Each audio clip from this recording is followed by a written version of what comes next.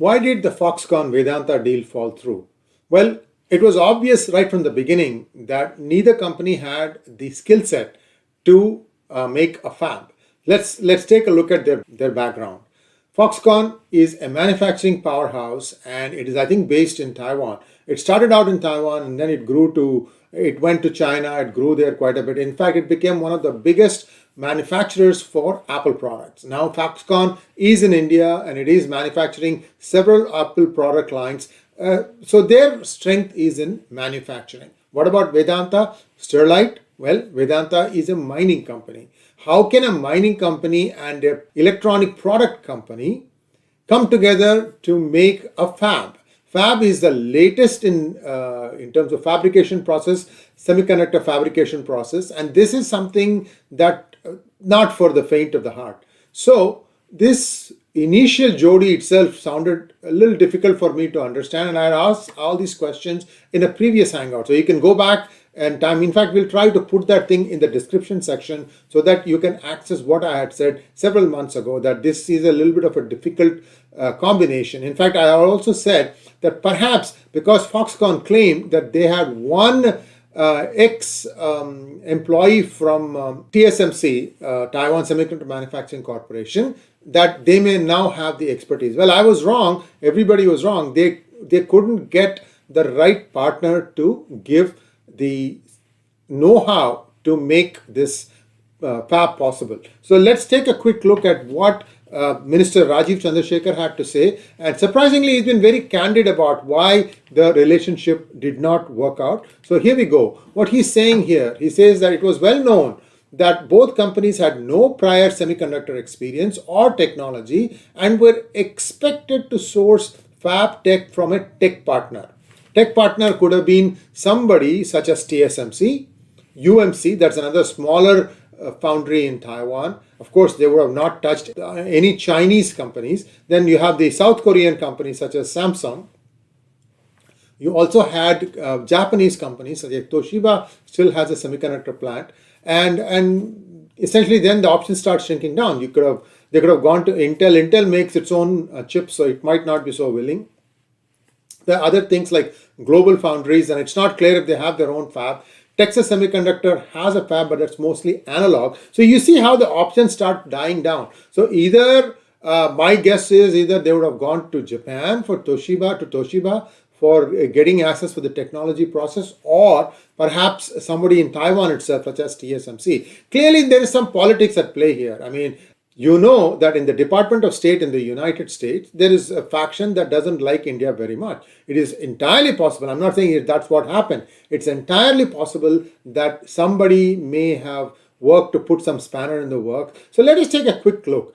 28 nanometer fab, if India had started manufacturing 28 nanometer process, then they would have been on par with global technology as it existed in 2011. That is a 12-year gap. Now they are looking at a 40 nanometer fab. That means it's an even bigger process. And I'll come to this number, what it means in just a moment.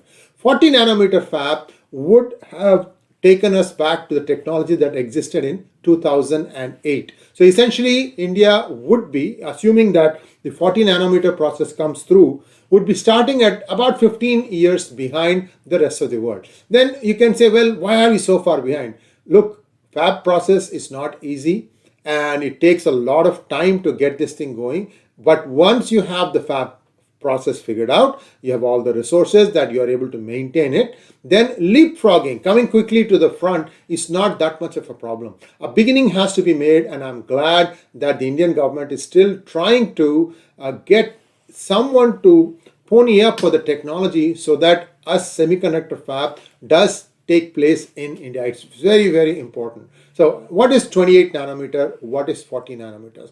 The purists would say that it is the length of the transistor gate. I don't want to get into such a technological depth. I just want to give it to you in a way that you probably can understand easily. And that is, think of it like a process technology is something that helps you shrink the process that gives you the same output in a smaller size. When the process shrinks, and the technology and the power of whatever the chip was doesn't shrink, then you get a smaller device. That's why you see more and more power coming into your cell phones. To give you a mota example, don't kill me for this. It is like, let us say if I said that I made this particular cell phone. Let's say I have this big cell phone here. I made this big cell phone using 2 centimeter process technology.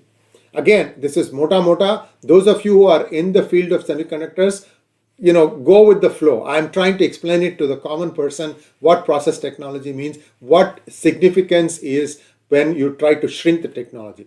So if, let's say, you are talking about a 2 centimeter process technology, then 1 square, which is, the wafers are, essentially like a big circular disc in which you build all these squares, and those are what is called as chips. Actual chips are only like small squares. And those squares, let us say if the process technology was 2 centimeters, that would be 2 centimeters by 2 centimeters. So 1 square would have an area of 4 square centimeters. You with me so far? Okay. Now let us say you have achieved a shrinkage from 2 centimeters to 1 centimeter.